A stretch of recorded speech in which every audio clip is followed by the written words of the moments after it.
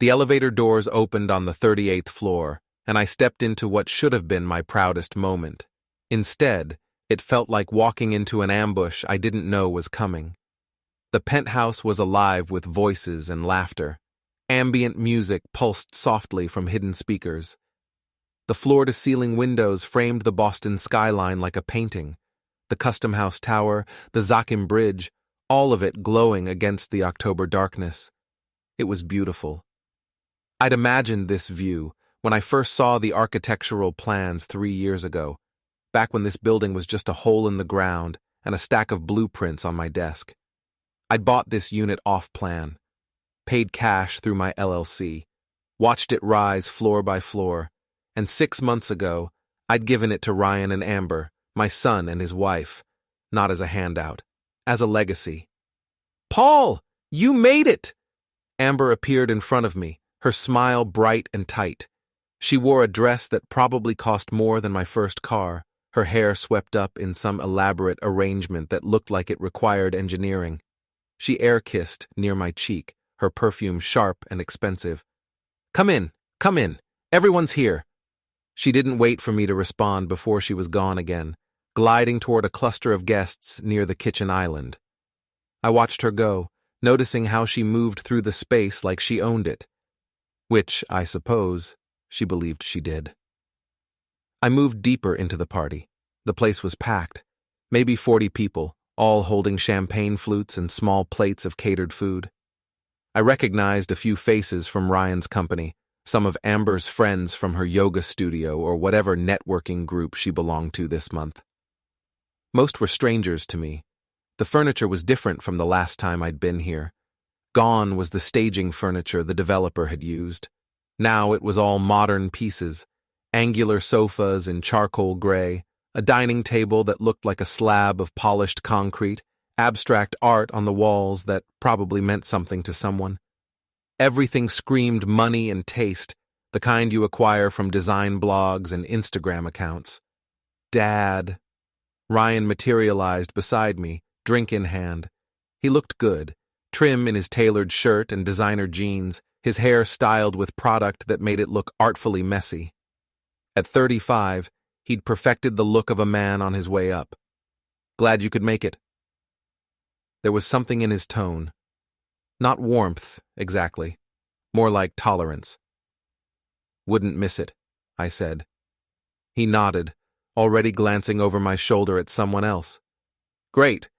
Well, help yourself to food and drinks. Everything's in the kitchen." And he was gone too.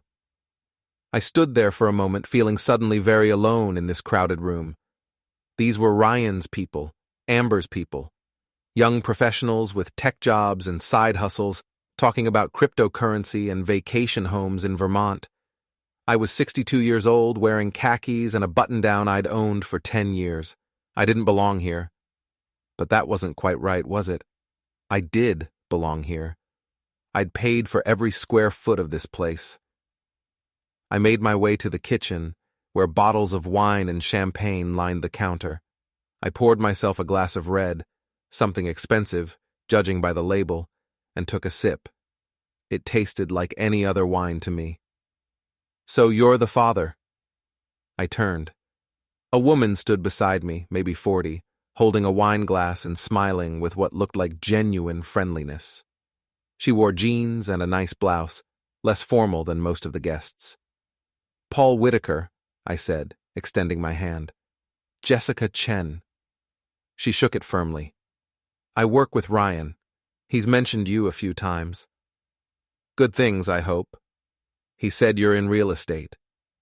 "Was," I corrected. "Mostly retired now. I did building inspections for 30 years. Bought some properties on the side." "Well, this place is incredible.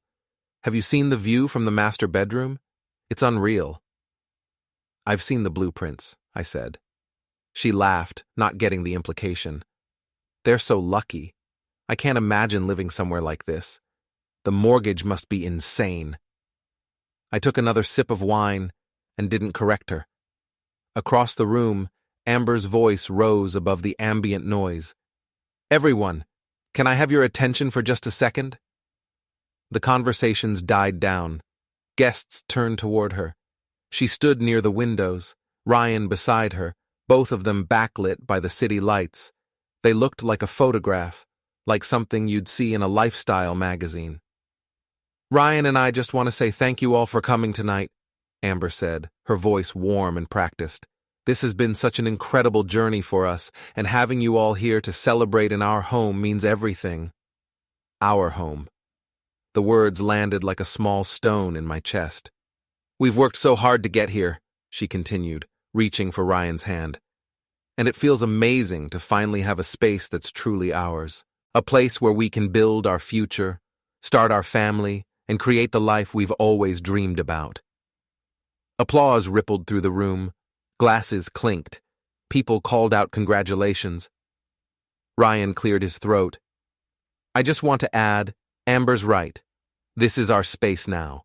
Our rules, our life, our terms." He smiled, but there was something sharp in it. "So, first rule of the new place, no parents staying past midnight." Laughter erupted. Good-natured, bright laughter. "We love you, Paul," Amber added, finding me in the crowd and winking. "But it's our place now." As the story unfolds, take a moment to like, subscribe, and write in the comments. Would you forgive him or walk away? More laughter. Louder this time. I smiled. I even raised my glass slightly, playing along like a good sport. But something cold had settled in my stomach. Jessica beside me chuckled. "Well, that's one way to set boundaries." I nodded, not trusting myself to speak. The party continued. I circulated for a while, making small talk when approached, but mostly staying on the edges. I watched Ryan and Amber work the room, saw how they touched the walls, the furniture, how they gestured to the space with casual ownership, how guests congratulated them on their beautiful home. I was near the hallway when I heard it. Two of Ryan's co-workers, young guys in their late 20s, standing by the guest bathroom. "Finally," one of them said. "It's really theirs." "About time Ryan got out from under his dad's thumb," the other replied. "You know the old man was probably holding this over him." "Yeah, but still. Free penthouse? I'd put up with a lot for that." They laughed and moved away. I stood very still in the hallway, my wine glass forgotten in my hand. Finally, it's really theirs. The words echoed in my head, mixing with everything else I'd heard tonight. Our place, our rules, it's really theirs. They believed it. All of them. Ryan and Amber had told their story so many times, spun it so carefully, that everyone here thought they'd achieve this on their own.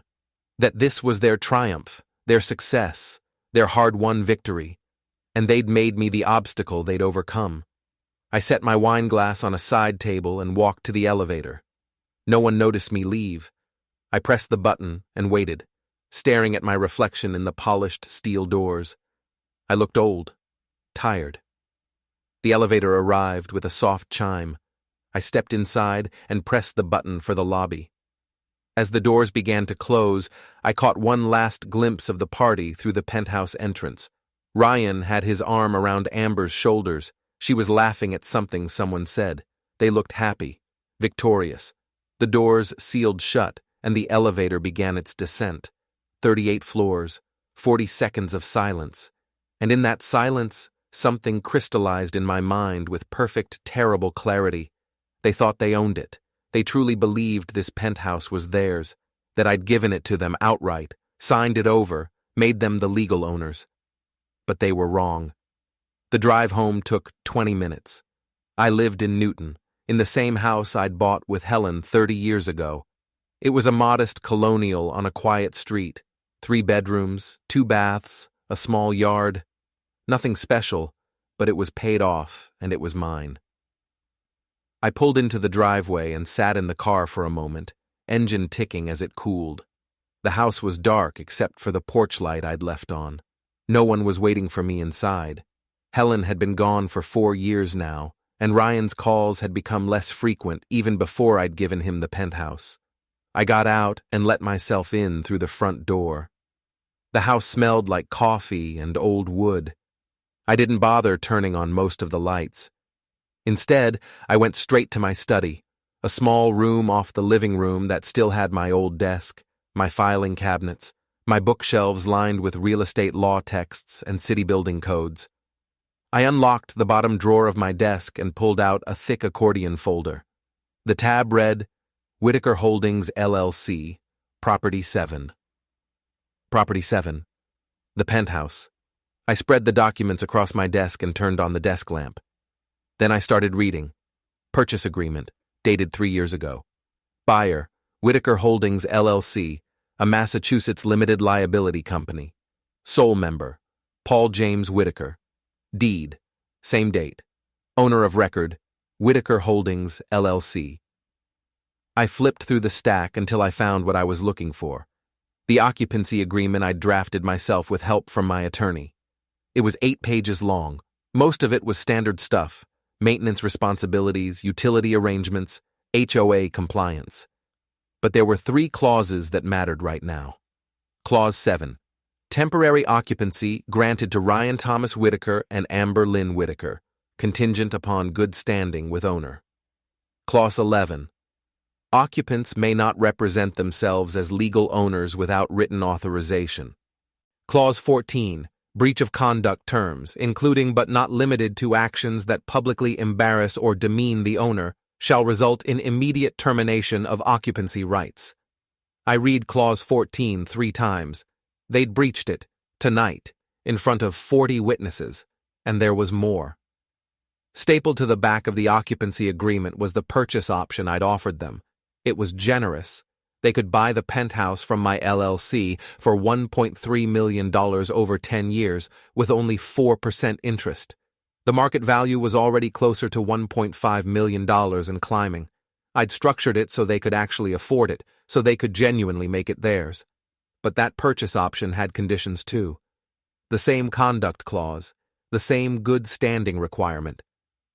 I sat back in my chair, the documents in front of me. They'd humiliated me, made me the punchline of their housewarming joke, dismissed me like I was some overbearing parent they'd finally escaped, not the man who'd made their entire life possible. And in doing so, they'd violated the terms of their occupancy. I looked at the clock on my desk, 10:47 p.m. Not too late. I pulled out my phone and scrolled through my contacts until I found Evelyn Morris. We'd worked together for years when I was doing building inspections. She'd been a real estate attorney before retiring to consulting work, handling complicated property transfers and LLC structures. She'd helped me set up Whitaker Holdings and had reviewed every document for the penthouse arrangement. I sent her a text. Need your advice on something. Call when you can. The response came faster than I expected. My phone rang. Paul? Evelyn's voice was clear despite the hour. What's going on? Everything okay? I need to ask you about the occupancy agreement for the penthouse, the one you reviewed. Okay. I heard rustling, like she was sitting up. What about it? If the temporary occupants publicly embarrass the principal owner, announce at a party that the owner isn't welcome, make jokes about setting boundaries, that kind of thing, does that constitute a breach of the conduct clause? Silence on the other end. Then, are we talking hypothetically? No. What happened? I told her. The whole thing, the announcement, the laughter, the overheard conversation. I kept my voice level, factual, like I was describing a failed inspection rather than my son humiliating me. When I finished, Evelyn was quiet for a moment. Paul, she said finally, you wrote that conduct clause specifically for this kind of situation. You were worried about this exact scenario. I know. The clause is enforceable. If you documented the breach, witnesses, date, specific actions, you can terminate the occupancy agreement and cancel the purchase option. Can I do it immediately? Technically, you should provide written notice and a cure period, but given the nature of the breach and the fact that it was public and intentional, you could argue that immediate termination is justified. It would hold up if challenged. I felt something settle in my chest. Not anger, something colder. What would that look like? I asked. The termination. You'd need to serve formal notice to them and to the HOA. Have their access revoked. Secure the property. If they refuse to vacate, you'd file for eviction, but given that they're just occupants and not tenants with a lease, the process would be fast, a few weeks at most. And the purchase option? Terminated along with the occupancy agreement. Once they're in breach, the option is void. The property remains yours to sell or dispose of as you see fit. I looked at the documents spread across my desk. 30 years of work had taught me one fundamental truth. Everything is about the paperwork. Whoever controls the paper controls the property. And I controlled the paper. "Evelyn," I said, "can you help me with this?" Another pause. "You're sure you want to do this? This is your son." "I'm sure." "Okay." Her voice shifted, became businesslike. "I'll draft the termination notice tonight. You can review it in the morning. If you approve, we'll file it with the HOA and serve Ryan and Amber by end of day tomorrow." "Thank you." "Paul, this is going to be ugly. You know that, right? This isn't just legal action. This is family." "I know." We hung up. I sat in my study for a long time after that, staring at the documents. The house was completely silent around me. No television, no music, just the quiet hum of the refrigerator and the distant sound of a car passing on the street outside. I thought about Helen.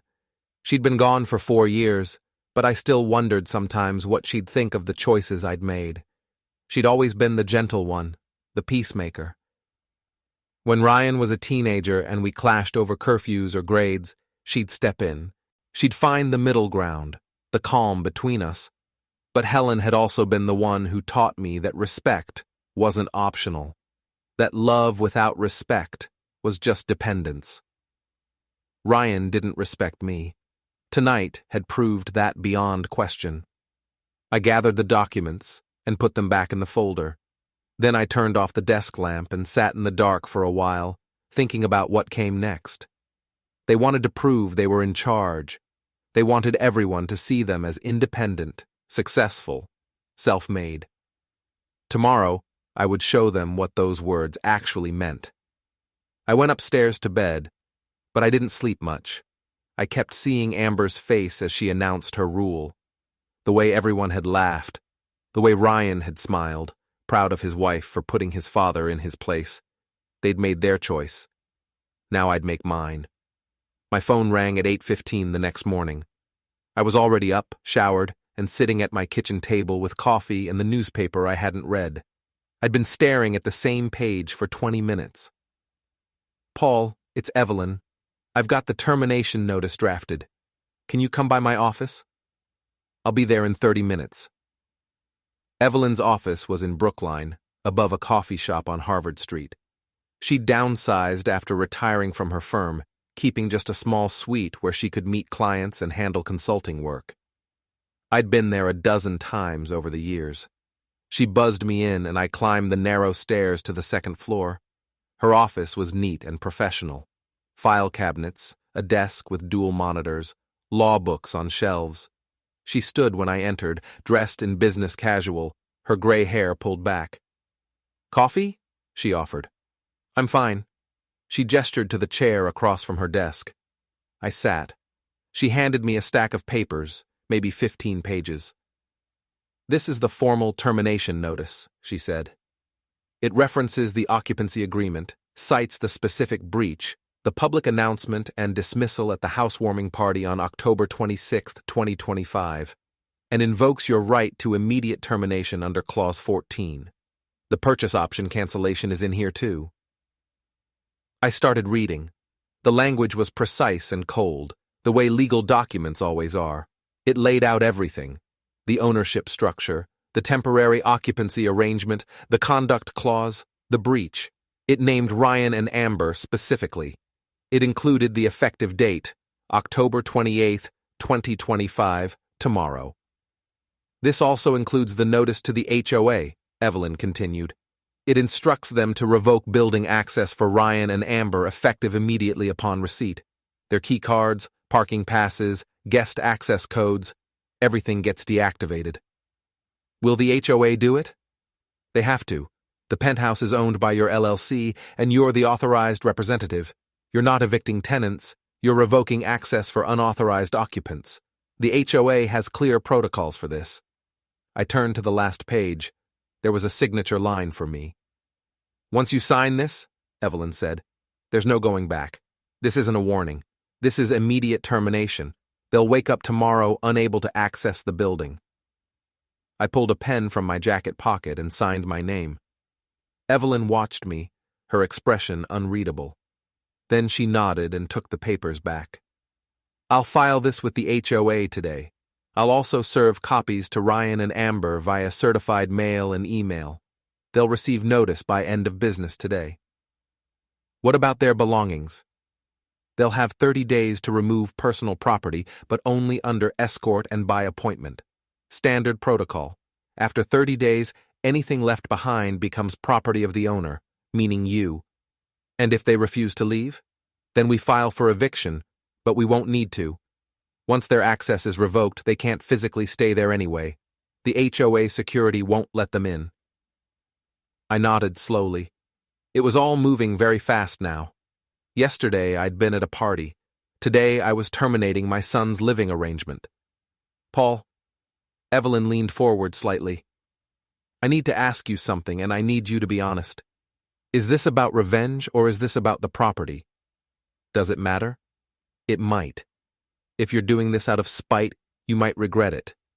But if you're doing this because they violated an agreement and disrespected your ownership, then you're just enforcing your rights. I thought about that. They embarrassed me in front of 40 people. They made everyone believe they owned something they don't. They took what I gave them and used it to make me look like a joke. So it's both. Yeah, I said. It's both. Evelyn sat back. Okay, then let's do this right. No anger, no drama, just clean professional enforcement. When they come at you, and they will, you don't engage emotionally. You refer them to me. Understand? I understand. She stood and walked to her printer, where several copies of the termination notice were already queued. She printed them all, organized them into folders, and handed me one. This is your copy. Keep it somewhere safe. Don't show it to Ryan or Amber directly. Let them receive the official notice. Don't answer their calls after they get it. Just let the process work. When will it be done? The HOA will revoke access by tomorrow morning.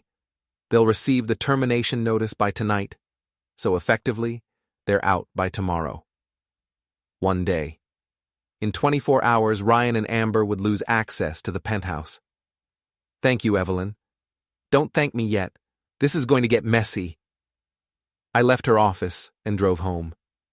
The folder sat on the passenger seat beside me, benign and innocent looking. Just papers. But those papers were about to destroy the life my son thought he had. I spent the rest of the day doing ordinary things. I mowed the lawn even though it didn't really need it. I went to the grocery store. I organized my garage, normal, mundane tasks that kept my hands busy and my mind occupied. At 4:47 p.m., my phone rang. Ryan. I stared at it for 3 rings, then let it go to voicemail. 2 minutes later, he called again. Voicemail. Then a text. Dad, call me now. Another text. What on earth did you do? Another. Did you really send eviction papers to the HOA? I put my phone on silent and set it face down on the kitchen counter. 20 minutes later, my doorbell rang. I looked through the window. Ryan's car was in my driveway. I could see him on the porch, Amber beside him. He rang the bell again, then pounded on the door. Dad, open the door! I know you're in there! I waited. Paul. That was Amber. We need to talk about this. This is insane. More pounding. I walked to the door but didn't open it. Instead, I spoke through it, loud enough for them to hear. I'm not discussing this with you. If you have questions, contact Evelyn Morris. Her information is in the notice you received. Dad, you can't do this! Ryan's voice was strained. You can't just kick us out. It's our home. No, I said calmly. It's not. We're not leaving. You can't make us! The HOA already revoked your access. Your key cards won't work tomorrow morning. This isn't a negotiation. Silence on the other side of the door. Then Amber's voice, sharp and furious. This is because of last night, isn't it? Because of what I said at the party? You're really that petty? Contact Evelyn, I repeated. You're a controlling, bitter old man, Amber shouted. You can't stand that we don't need you anymore. I didn't respond. Ryan tried again. Dad, please, let's just talk about this. Come on, we can work this out. No, I said, we can't. I heard Amber say something to Ryan, too quiet for me to make out. Then footsteps, retreating. A car door slamming, the engine starting. I watched through the window as they drove away. Then I went back to the kitchen and made dinner. The next morning, my phone had 37 missed calls, 16 from Ryan, 12 from Amber, 9 from numbers I didn't recognize. The voicemails ranged from pleading to threatening. I deleted them all without listening past the first few seconds. I made coffee and sat in my study, the termination notice folder open in front of me. It was done now. The HOA had confirmed via email at 6 a.m. that all access for Ryan and Amber Whitaker had been deactivated. They were locked out. At 8:23 a.m., my phone rang again. This time it was a number I recognized, my brother Dennis, calling from Connecticut. I answered. Morning, Dennis. Paul, what the hell is going on?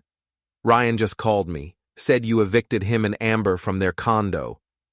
It's not their condo, it's mine. He said you gave it to them.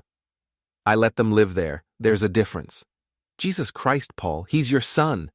I'm aware. So what happened? He said something about a party? I told Dennis the same thing I'd told Evelyn. The facts, simple and direct. Dennis listened without interrupting. Okay, he said when I was done. That's a lousy thing for them to do. But are you really going to kick them out over it? They're not homeless. They have jobs and income. They can rent an apartment like everyone else. You gave them $1 million place and now you're taking it back because they hurt your feelings? I gave them temporary occupancy with conditions. They violated those conditions. This isn't about feelings. It's about the agreement. Dennis sighed. You sound like a lawyer. Good. I hired one. Paul, come on. This is family. You can't treat family like a contract negotiation. Why not? They treated me like I was in the way of their success story. Silence on the line. Then Dennis said quietly, Helen wouldn't want this. That landed like a punch. I felt my jaw tighten. Don't, I said. Don't do that. I'm just saying, Helen's gone. Her opinion doesn't count anymore. She'd want you to forgive him. Maybe. But she'd also want him to respect me, and he doesn't. Another long silence. Then, all right, I don't agree with this, but it's your call. Just think about whether this is really worth it, okay? I already did. We hung up. I sat there for a while, staring at nothing. Dennis was wrong about one thing. This wasn't about forgiveness or family bonds or any of that. This was about something much simpler. They'd taken what I gave them and used it to humiliate me. They'd convinced themselves and everyone else that they'd earned it, that it was theirs by right. And when I was in the way of that narrative, they pushed me aside. That wasn't family. That was exploitation. My phone buzzed. A text from an unknown number. This is Amber's friend Michelle. What you're doing is abusive and wrong. Ryan and Amber don't deserve this. I blocked the number. Another text. Different number. You're a toxic parent and they're better off without you. I blocked that one too. Over the next hour, I blocked 7 more numbers. Friends of theirs, I assumed. People who'd heard their version of events and decided I was the villain. I didn't care. At noon, my phone rang. This time it was Evelyn. Paul, I just got off the phone with a very angry young woman who claims to represent Ryan and Amber. She's threatening legal action. Who is she? Her name is Morgan Stewart. She's not an attorney, just a friend who's apparently trying to help. She says you're illegally evicting your son and that they're going to sue for wrongful termination of the purchase agreement. Can they do that? No, the agreement is clear. But she doesn't know that, and I suspect Ryan and Amber haven't read the fine print. She asked me to meet with all of them to discuss options. I think she's hoping to intimidate you into backing down. Tell her no. I already did. But Paul, they're not going to accept this quietly. You need to be prepared for them to escalate. How? Social media, public accusations. They might try to make you look like an abusive parent. It's a common tactic when people can't win legally. I thought about Amber's Instagram, the carefully curated photos of their life. The Penthouse had featured in dozens of posts. She'd built her entire online presence around it. Let them, I said. I've got the paperwork. Paperwork doesn't always win against public opinion. I'm 62 years old and I don't use social media. I don't care what they post. Evelyn made a sound that might have been a sigh. All right. But heads up, this is probably going to get uglier before it's resolved. They're going to try everything they can think of. I know. After we hung up, I went for a walk. It was a clear autumn day, the kind Helen used to love. Leaves falling, air crisp, everything golden and perfect. I walked through my neighborhood, past houses I'd known for decades, past the park where I used to push Ryan on the swings when he was little. I thought about that kid, 8 years old, gap-toothed, laughing as I pushed him higher and higher. That kid had loved me, had looked up to me. When had that changed? When had I become the obstacle? I didn't have an answer. When I got home, there was a car parked across the street, a BMW I didn't recognize. Someone was sitting in the driver's seat, watching my house. I walked up my driveway, unlocked my front door, and went inside. I didn't look at the car directly, but I watched through the window. They sat there for 2 hours. Then finally, around 4 p.m., they drove away. One of their friends, probably, watching to see if I'd leave, maybe hoping to confront me. I closed the curtains. That night I got a text from Ryan. Just 3 words. Please call me. I stared at it for a long time. My son, asking me to call. But what would I say? What could he say that would change anything? I put the phone down and didn't respond. The next morning, I woke to find my email inbox flooded. Dozens of messages from addresses I didn't recognize, all with subject lines like, "Shame on you," and "What kind of father are you?" and "You're disgusting." I deleted them all without reading. They'd gone public, just like Evelyn had warned. I opened Instagram on my laptop. I had an account I never used, created years ago when Helen wanted to see photos of her friends' grandchildren. I searched for Amber's profile. Her latest post was a photo of her sitting on the floor, knees pulled up, looking devastated. The caption was long. Sometimes the people who are supposed to love you the most turn out to be the most toxic. My father-in-law gave us what we thought was a home, but it turned out to be a trap. He's now evicting us with no warning, no cause, just because he can't handle that we have boundaries. We're being punished for trying to be independent. Please, if you're reading this, remember that abuse doesn't always look obvious. Sometimes it looks like generosity with strings attached. We're heartbroken, but we'll get through this. Thank you to everyone who's reached out with support. The post had 847 likes and 203 comments. I scrolled through a few. I'm so sorry you're going through this. What a horrible man. Stay strong, girl, you don't need him. I closed the laptop. Let her tell her story. I had the truth, and the truth was in the documents locked in my desk. 3 days passed. The calls and messages gradually decreased, though they never stopped entirely. I blocked more numbers. I ignored more emails. I kept my curtains closed and my routine simple. On the 4th day, Evelyn called. They want to meet, she said. Who? Ryan and Amber. They're asking for one final sit-down meeting to discuss the situation. Neutral ground. They said they'll bring their attorney. They hired a lawyer? Apparently, someone named Bradley Fisher. He's a general practice attorney. handles mostly family law and small claims. I don't think he specializes in real estate. Do we need to meet with them? Legally? No. You've already terminated the agreement, and they have no grounds to challenge it. But if you want closure, if you want to hear what they have to say, this is probably your chance. I thought about it. Part of me wanted to refuse, to let the silence speak for itself. But another part of me, a smaller, quieter part, wanted to see Ryan's face. Wanted to hear him try to explain why he'd done what he'd done. Where? I asked. They suggested the Penthouse, Saturday at 2 p.m. They said they want to have the conversation in the place this is all about. The Penthouse. They wanted me to meet them there, in the space they still thought of as theirs. Fine, I said, but on one condition. I want you there, and I want documentation of everything. I'll be there. And Paul, this is your opportunity to end it clean. Don't let it become emotional. State your position, hear theirs, and walk away. Understood? Understood.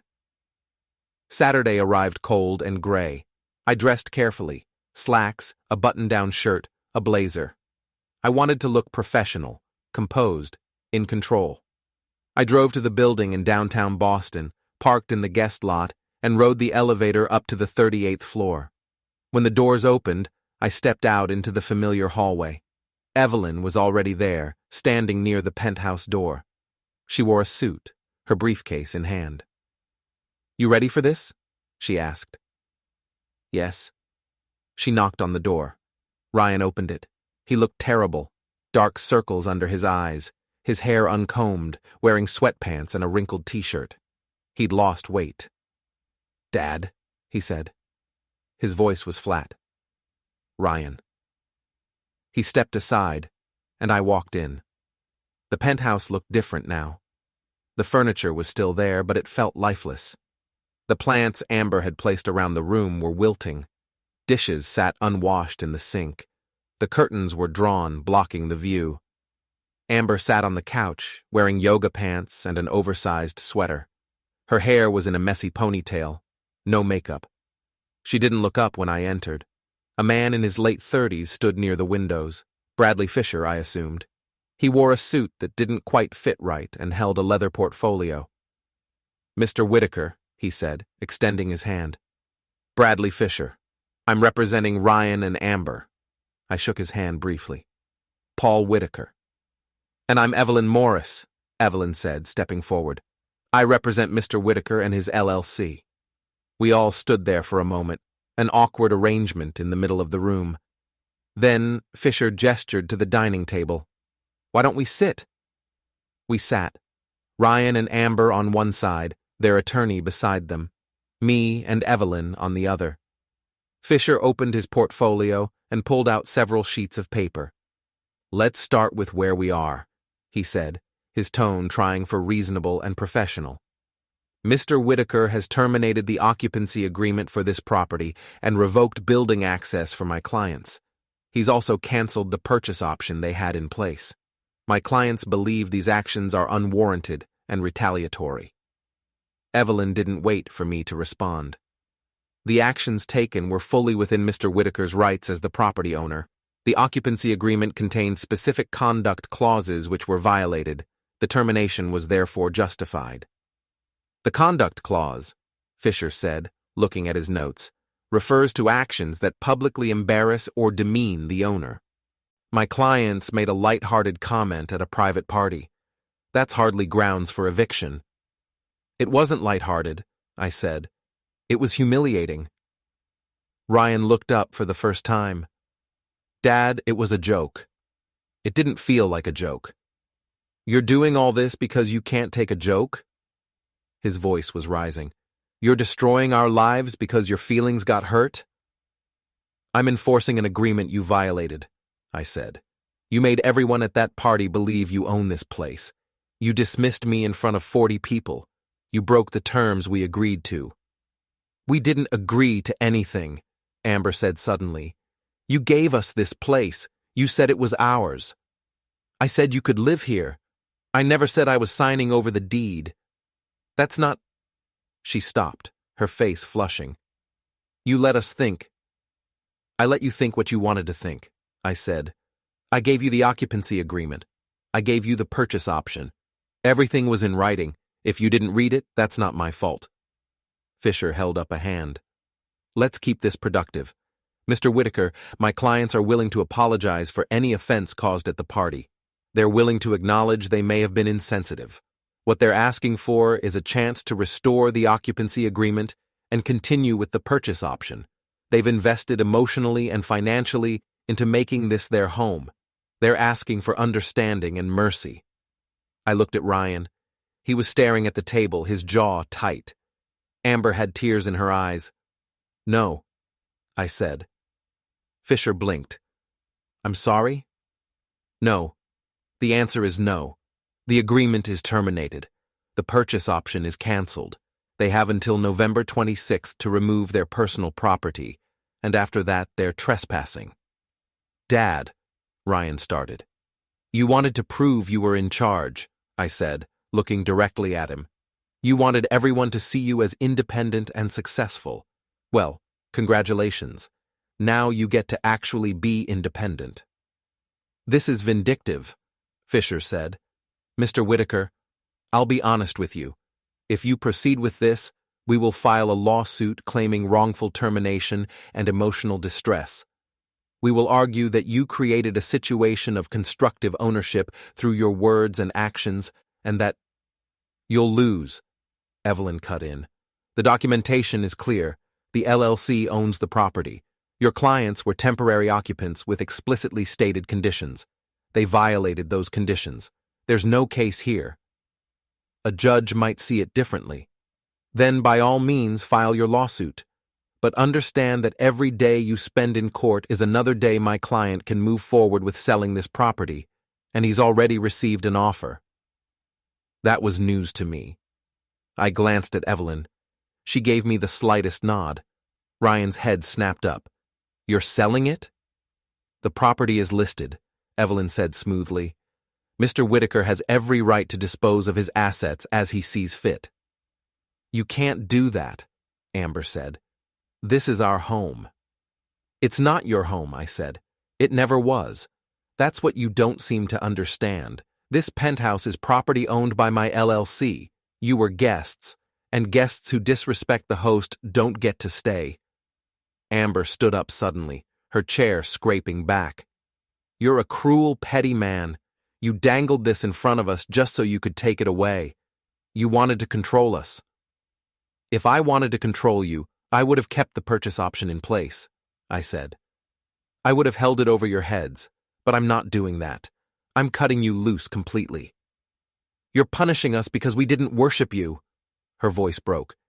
Because we didn't treat you like some kind of savior. I don't want worship. I wanted respect. We did respect you.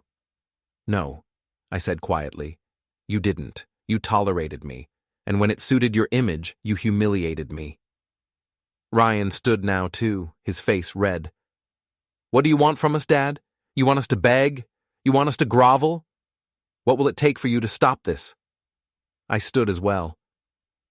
Evelyn remained seated, watching carefully. Nothing, I said. There's nothing you can offer me. This is done. I'm your son. Then you should have acted like it. The words hung in the air between us. Ryan's face crumpled, and for a moment I saw that 8-year-old kid again, looking up at me with hurt in his eyes. But it passed quickly. His expression hardened. Fine, he said. We'll see you in court. No, you won't, Evelyn said, standing now, because you don't have a case. But if you want to waste money on legal fees, that's your choice. Fisher gathered his papers, clearly uncomfortable. We'll be in touch regarding property removal logistics. Contact my office, Evelyn said, handing him her card. Amber was crying now, fully. She grabbed her purse and headed for the door without looking at anyone. Ryan followed her, pausing only long enough to look back at me. I hope you're happy, he said. Then they were gone. The door clicked shut behind them. Fisher lingered a moment longer. Mr. Whitaker, I need to advise you that my clients are deeply hurt and may pursue multiple legal avenues to address this situation. I strongly encourage you to reconsider." "Noted," I said. He left. Evelyn and I stood in the empty penthouse, surrounded by furniture that would be gone in a few weeks, in a space that would soon belong to someone else. "Are you okay?" Evelyn asked. I nodded. I was more than okay. I was done. The listing went live on Monday. Evelyn had been working with a broker who specialized in luxury properties, and within 48 hours, we had 3 serious inquiries. By Friday, we had a solid offer, $1.58 million, all cash, 30-day close. I accepted it. The buyers were a couple in their 50s, empty nesters downsizing from a house in Wellesley. They didn't care about Instagram photos or impressing their friends. They just wanted a nice place with a good view to enjoy their retirement. Evelyn handled all the paperwork. I signed where she told me to sign. By the end of the second week of November, the sale was moving forward on schedule. Ryan and Amber went silent. No more calls, no more texts, no more angry friends showing up to defend them. I checked Amber's Instagram once more. She'd deleted the post about me. Her most recent photo was a generic sunset with a caption about new beginnings. No mention of the penthouse. They'd gone to ground, probably trying to figure out their next move. On November 15th, I got an email from Fisher's office. It was professional and brief. His clients were no longer pursuing legal action, and they'd arranged to collect their personal property on November 20th. It was over. They'd given up. The 20th arrived. I didn't go to the penthouse for the collection. Evelyn arranged for HOA security to supervise.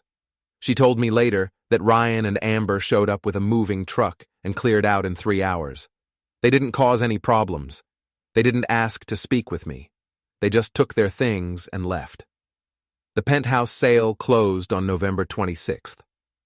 I signed the final documents in Evelyn's office, accepted the wire transfer, and formally transferred the deed. The new owners took possession that afternoon. I was $1.58 million richer, minus Evelyn's fees and the various closing costs. But the money wasn't the point. The point was that it was mine to sell. My property, my decision, my control. Ryan and Amber had tried to take that control away by sheer social force, by making everyone believe they owned it, by building their identity around it. They'd tried to erase my ownership through narrative, but narrative doesn't trump paperwork. On November 28th, Thanksgiving, I had dinner alone. Dennis had invited me to Connecticut, but I'd declined. I wasn't in the mood for family gatherings, especially with the inevitable questions about Ryan. I made a simple meal: turkey breast, mashed potatoes, green beans. I ate at my kitchen table, reading a book, the house quiet around me. My phone stayed silent. Ryan didn't call. I didn't expect him to. The week after Thanksgiving, I got a phone call from my old colleague, Martin Green. We'd worked together for years doing building inspections, and we still got together for coffee every few months. "Paul, I heard a rumor," he said. "Something about you and Ryan having a falling out over a property." "It's handled." "Want to talk about it?" "Not really." "Fair enough, but I'm here if you need to." We chatted for a few more minutes about his grandkids and his retirement plans. Normal conversation. Nothing about Ryan, nothing about the penthouse, just 2 old friends catching up. When we hung up, I realized how isolated I'd been for the past month. I'd cut myself off from everyone, focused entirely on the situation with Ryan and Amber. Now that it was over, I felt the absence of connection. But I didn't regret what I'd done. Not for a second. December arrived with snow and cold. I decorated the house for Christmas. Just the basics, a small tree and some lights. Helen had always made the house festive, but without her, I didn't see the point of going all out. On December 10th, I saw them. I was at the grocery store, pushing my cart through the produce section, when I spotted Ryan and Amber 3 aisles over. They were looking at frozen dinners, Amber holding a shopping basket, while Ryan compared prices on 2 boxes. They looked ordinary, normal.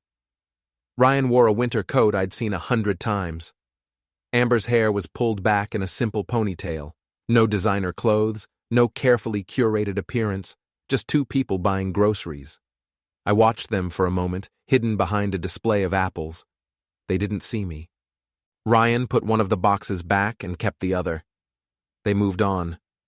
I stayed where I was until they'd rounded the corner. Then I finished my shopping quickly and left. I didn't feel guilty seeing them like that. I didn't feel victorious either. I just felt nothing. They were strangers now, living their lives somewhere else, dealing with consequences they'd created. That's what this was really about, I realized. Not revenge, not punishment, consequences. They'd acted like they could rewrite reality through sheer confidence and social performance. They'd believed that if they said it was theirs enough times, it would become true. But reality doesn't work that way. Reality works through documents and laws and structures, and I'd built those structures carefully, precisely, with the same attention to detail I'd brought to 30 years of building inspections. They'd tested the structure, and it had held. Christmas came and went. No card from Ryan. No call. The silence was complete now. On New Year's Eve, I stayed up until midnight, watching the ball drop on TV with a glass of scotch. When the clock struck 12, I raised my glass to the empty room. To paperwork, I said quietly. Then I finished my drink and went to bed. January arrived with a cold snap that froze everything solid for a week. The house felt particularly empty during those dark, freezing days. I kept busy with small projects, organizing the basement, fixing a leaky faucet, going through old files. In mid-January, I got an unexpected call from Evelyn. "Paul, I thought you should know. The new owners of the Penthouse love it. They sent me a thank you note for handling the sale so smoothly." "That's nice," I said. They also mentioned they ran into someone in the building who asked if they knew what happened to the previous occupants. They didn't engage, but apparently there's still some neighborhood gossip. "Let them gossip. Paul, how are you doing? Really?" I sat down at my kitchen table, looking out at the frozen backyard. "I'm fine." "You don't sound fine." "I don't regret what I did if that's what you're asking." "That's not what I'm asking. I'm asking if you're okay. When was the last time you left the house for something that wasn't groceries or errands?" I didn't answer. "Paul, you won. You got what you wanted. But winning doesn't mean you have to be alone." "I'm not alone. I'm just quiet." She was silent for a moment. "Call Dennis, or Martin, or someone. Don't isolate yourself." "I'll think about it." We hung up. I sat there for a while, her words echoing in my head. She was right, of course. I'd been living in a kind of suspended animation since the sale closed, getting through days without really experiencing them, going through motions without purpose. But I didn't know how to change that. I didn't know what came next. The doorbell rang, startling me out of my thoughts. I wasn't expecting anyone. I looked through the window and saw a young woman on my porch, maybe late 20s, holding a clipboard. She wore a coat with a university logo. I opened the door. "Yes?" "Mr. Whitaker? Paul Whitaker?" "That's me." "My name is Jennifer Reese. I'm a social work student at BU and I'm doing research on family estrangement for my thesis. Would you be willing to participate in an interview?" I stared at her. "How did you find me?" "Your name came up in some online forums about parent-child conflict. I'm trying to understand the various factors that contribute to family breakdown, particularly in cases involving financial disagreements." "No," I said. "I'm not here to judge or take sides. I just want to understand." I said no, please leave. She looked disappointed but nodded. "If you change your mind, here's my card." She held out a business card. I didn't take it. She set it on the porch railing and left. I closed the door and watched through the window as she got in her car and drove away. Then I went outside, picked up the card, and threw it in the recycling bin. That was the problem with what I'd done. It wasn't just between me and Ryan anymore. It had become a story, a case study, a cautionary tale shared in online forums and academic research. I'd become a character in other people's narratives about toxic parents and financial manipulation. But I still didn't regret it. February came with warmer weather and rain. The snow melted, leaving everything gray and muddy. I finally took Evelyn's advice and called Martin. We met for coffee at a place in Newton Center. He asked how I was doing. I gave him a version of the truth. Things had been complicated with Ryan, but they were resolved now. Resolved how? He asked. We're not in contact anymore. Martin nodded slowly. That's hard. I can't imagine being estranged from my kids. It is what it is. Does it bother you? Is it that he's gone? I thought about that question carefully. Did it bother me? I'd lost my son.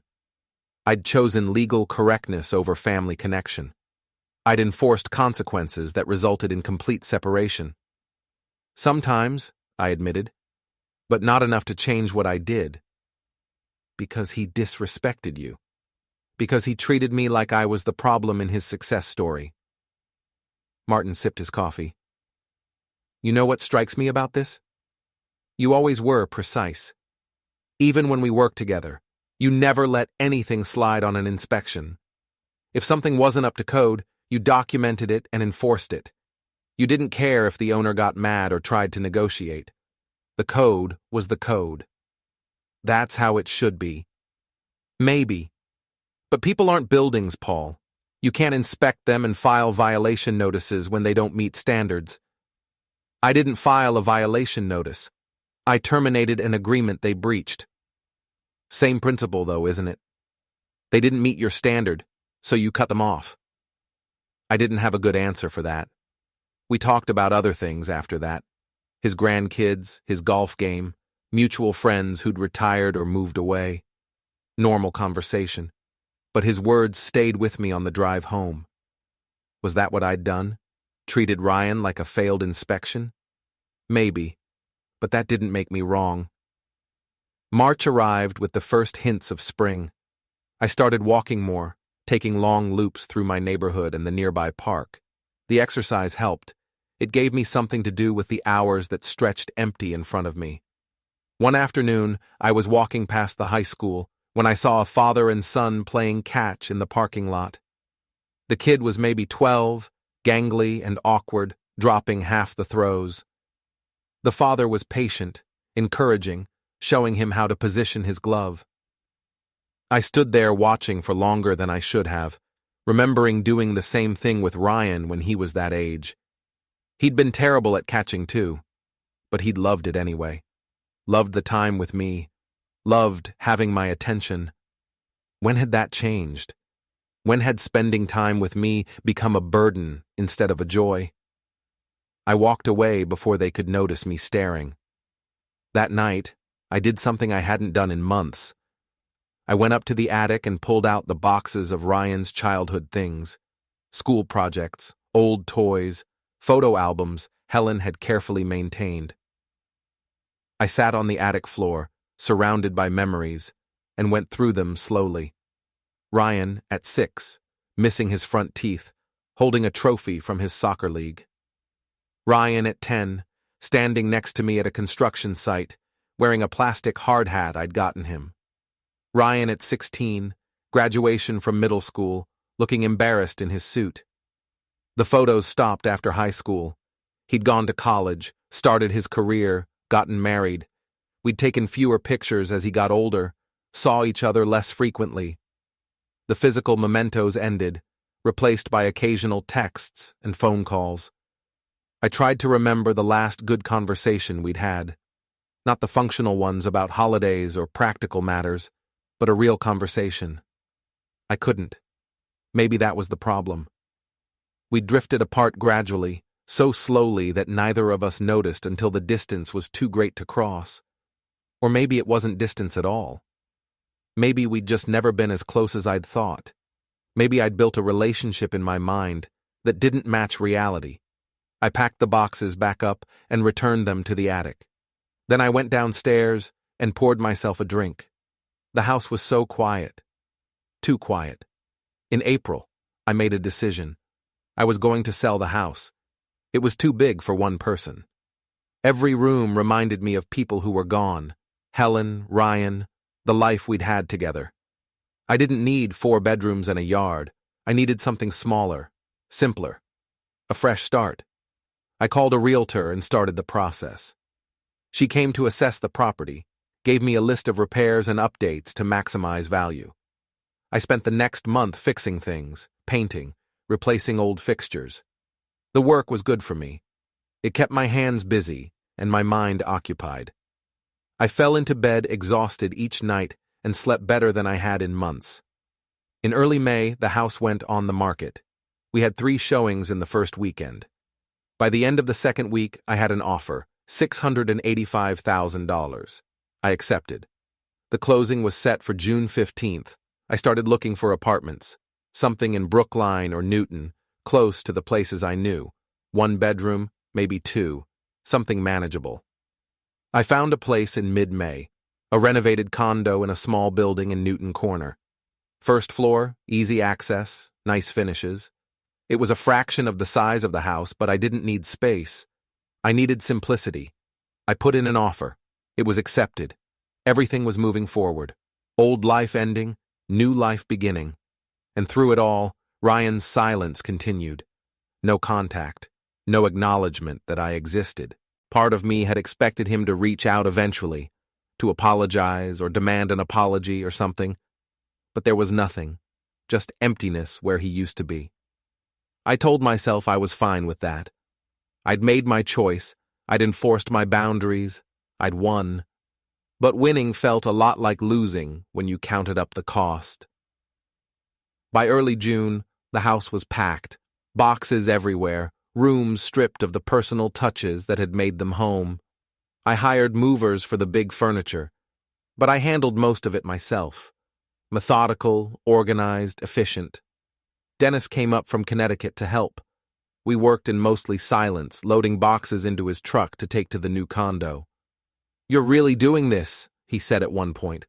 "Looks like it." "Any word from Ryan?" "No." Dennis nodded and went back to carrying boxes. On June 14th, the day before the closing, I did a final walkthrough of the house. Every room empty now, just bare walls and floors. My footsteps echoed. I stood in Ryan's old bedroom. He'd moved out 15 years ago, but we'd always called it his room. The walls still had nail holes from posters he'd hung. The closet still had marks where he'd measured his height year after year. This was where he'd grown up, where he'd done homework and played video games and slept through lazy Sunday mornings. I tried to feel something standing there. Nostalgia, regret, sadness. But mostly I just felt tired. I locked the house for the last time the next morning and drove to the attorney's office for the closing. The buyers were a young couple with a baby. They seemed excited, nervous. The wife asked if the house had been a happy home. "Yes," I said. "It was." That wasn't a lie. It had been happy once. I signed the papers, accepted the check, handed over the keys. The whole thing took less than an hour. Then I drove to my new condo and started unpacking. The condo was nice, clean, quiet, modern. It had a small balcony overlooking a courtyard. The neighbors seemed pleasant but distant. It was fine. It just didn't feel like home yet. I spent the rest of June settling in, arranging furniture, organizing kitchen cabinets, figuring out routines. I found a new grocery store, a new coffee shop, a new route for my morning walks. Everything was new, everything was different, and I was alone with it all. On July 4th, I stood on my balcony and watched fireworks in the distance. The neighborhood was full of families having cookouts, kids running around with sparklers. I could hear their laughter drifting up. I thought about calling Dennis, or Martin, or someone. Instead, I went inside and read a book until I fell asleep. The summer passed slowly. I settled into the condo, made it more comfortable. I joined a gym, started going to a local coffee shop regularly enough that the barista learned my order. I was building a life. It was quiet and solitary, but it was stable. In August, I got an email from the university student, Jennifer Reese, the one who'd shown up at my door months ago. She'd tracked down my new email address somehow. Mr. Whitaker, I'm following up on my research request. I'm still very interested in hearing your perspective on family estrangement. I think your experience could provide valuable insight into how financial conflicts escalate into permanent separation. Would you reconsider an interview? I deleted it. 2 weeks later, she emailed again. I blocked her address. I didn't want to be a case study. I didn't want to explain or justify or provide insight. I just wanted to be left alone. September came with cooler weather and changing leaves. I'd been in the condo for 3 months now. It was starting to feel less temporary. One morning, I was at my regular coffee shop when I overheard 2 women talking at the next table. I just don't understand how parents can cut off their own kids, one said. Like, what could they possibly do that's worth ending the relationship? I know, the other replied. I saw this story online about a dad who evicted his son from a condo just because of something that happened at a party. Can you imagine? My coffee suddenly tasted bitter. I left without finishing it. That story was everywhere now. Reddit threads, Facebook groups, advice columns. My situation had become public property, debated by strangers who didn't know me and never would. And overwhelmingly, the consensus was that I was wrong. That I was controlling, vindictive, cruel. That I'd weaponized my financial power to punish my son for establishing boundaries. I stopped reading the posts. I stopped looking at comments, but I couldn't stop knowing they existed. At night, lying in my new bedroom in my new condo, I sometimes wondered if they were right. Had I overreacted? Had I let hurt feelings escalate into something unforgivable? But then I'd remember that moment at the party, the laughter, the dismissal, the way they'd made me feel like an inconvenience in a place I owned. And I'd know I'd done the right thing, even if it didn't feel right, even if it felt like I'd won a victory that cost everything. October arrived with the anniversary I'd been dreading. 1 year since the housewarming party. 1 year since everything changed. I marked the date by doing nothing special. Just another day in my quiet condo. Another day in my solitary routine. But on October 27th, my phone rang. Unknown number. I almost didn't answer. Hello? Dad. I froze. Ryan's voice, after almost a year of silence. Ryan, I need to talk to you about something. My heart was pounding. Okay. Can we meet? In person? This was it. The reconciliation I'd half expected, half feared. He was going to apologize, or ask for forgiveness, or try to rebuild what we'd lost. Where? I asked. The Penthouse. Tomorrow at 2 p.m. I asked the new owners if we could use it for a conversation. They agreed. The Penthouse. Back where it all started. Why there? Because that's where everything went wrong. I want to have this conversation in the place where it matters. Something in his tone made me hesitate. This didn't sound like reconciliation.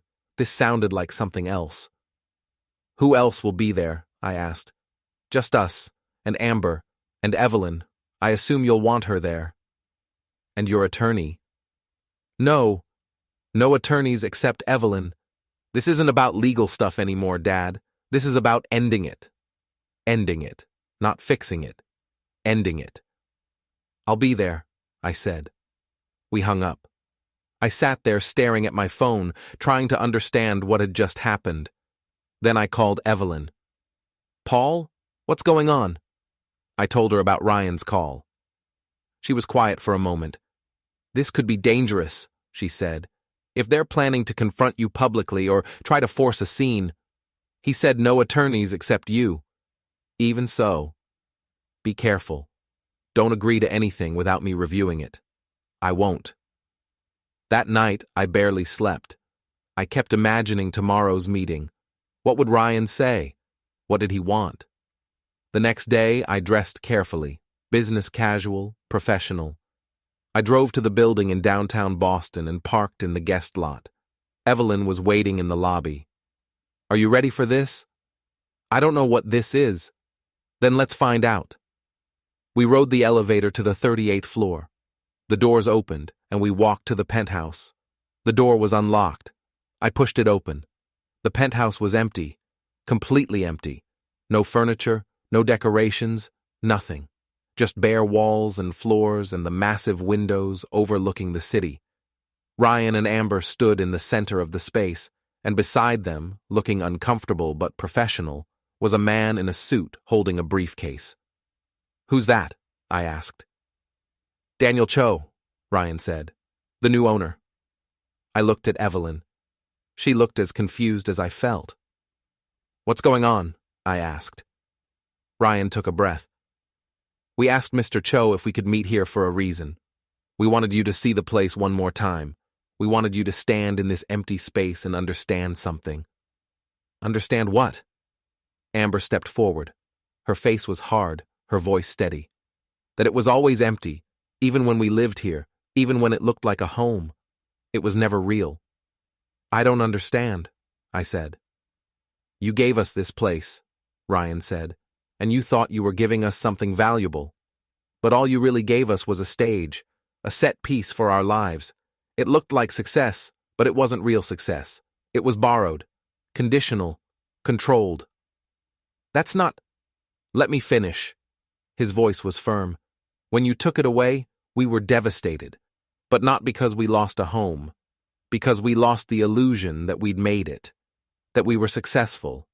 That we'd done something worth celebrating. The truth is," Amber continued, "we hadn't. We'd just accepted a gift we didn't earn and pretended it meant something about us." I stared at them, trying to process this. "So why are we here?" I asked. Ryan nodded to Daniel Cho. The owner opened his briefcase and pulled out a document. "This is the deed to the penthouse," Cho said. "I'm here as a neutral party to witness something." He handed the document to Ryan. Ryan held it for a moment, then walked over to me. He extended it. "Take it back," he said. I didn't move. "What?" I said, "Take it back. Mr. Cho has agreed to sell the penthouse back to you for exactly what he paid. $1.58 million, same terms, same everything. It's yours again if you want it." I looked at Evelyn. She seemed as stunned as I was. "Why?" I asked. "Because we want you to understand something," Amber said. "This place destroyed our relationship. It became a symbol of control and resentment and pride, both yours and ours. We humiliated you because we were desperate to prove it was ours. You punished us because we disrespected your ownership, and in the end, we all lost. So take it back," Ryan said. "Buy it again, own it again, and sit in this empty space and ask yourself, was it worth it?" I stared at the deed in his hand. The penthouse. Mine again if I wanted it. But I didn't want it. Not anymore. Maybe not ever. "No," I said quietly. Ryan's expression didn't change. "No?" "No. I don't want it back. I never wanted the penthouse itself. I wanted you to respect what I gave you, and you didn't." "Because you gave us a trap," Amber said. "You gave us something beautiful and wonderful, and then you held the strings." "I gave you opportunity," I said. "The purchase option was real. You could have owned it in 10 years. "On your terms," Ryan said. "Always on your terms." We stood there in the empty space, 4 people and 1 neutral witness, having the conversation we'd never had a year ago. "So what now?" I asked. Ryan lowered the deed. "Now we end this. We're done trying to get back what we lost. We're done being angry. We're done fighting. We wanted to meet here so you could see that we've moved on. We have an apartment in Somerville. Small, but it's actually ours. We paid for it ourselves. And you know what? It feels better than this place ever did." "Because it's real," Amber added. "Not perfect, not impressive, but real." I looked around the empty penthouse. They were right. It was just space, just walls and windows and expensive finishes. It wasn't a home. It never had been. I'm glad you found something better, I said. Ryan nodded. We wanted you to know that we don't hate you. We're not trying to hurt you. We just want you to understand. We're in charge of our own lives now, not because you gave us permission, because we took responsibility. And we don't need your approval anymore, Amber said. The words stung, but they were also freeing somehow. Okay, I said. Okay? Ryan repeated. Okay, you're in charge, you're independent, you don't need me. I paused. But I want you to know something too. When I gave you this place, it wasn't about control. It was about legacy. It was about giving you something I'd worked for, something that meant something. And when you treated it like it didn't matter where it came from, like I didn't matter, that hurt more than you know. We know, Ryan said quietly. We understand that now. Good. Silence filled the space. Daniel Cho shifted uncomfortably. Finally, Evelyn spoke. So where does this leave you? All of you? Ryan and I looked at each other. Apart, I said. But maybe with less anger. Maybe, Ryan agreed. Amber walked to the window and looked out at the city. You know what's funny? I used to think this view was everything. I used to imagine showing it off to everyone, proving we'd made it. But now... She trailed off. Now? I prompted. Now I just see buildings. Ryan joined her at the window. We should go. They walked toward the door. When they reached it, Ryan paused and looked back. Dad? Yeah? I don't know if we'll talk again, but if we do, I'd like it to be as equals. Not as father and son with all that baggage, just as two people who used to know each other. Something in my chest tightened. I'd like that too. He nodded, and they left. The door clicked shut.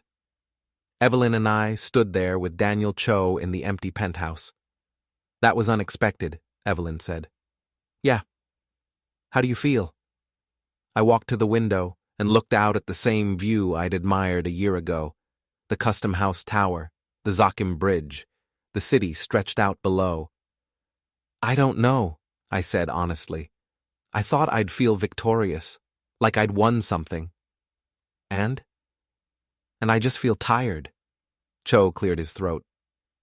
Mr. Whitaker, are you sure you don't want the property back? The offer stands. I turned to face him. I'm sure. The penthouse isn't mine anymore. It never really was. It was just a place. Understood. We left together, taking the elevator down in silence. In the lobby, Cho went his own way, and Evelyn walked me to my car. Paul, she said, I think you need to hear something. What? You didn't lose, but you didn't win either.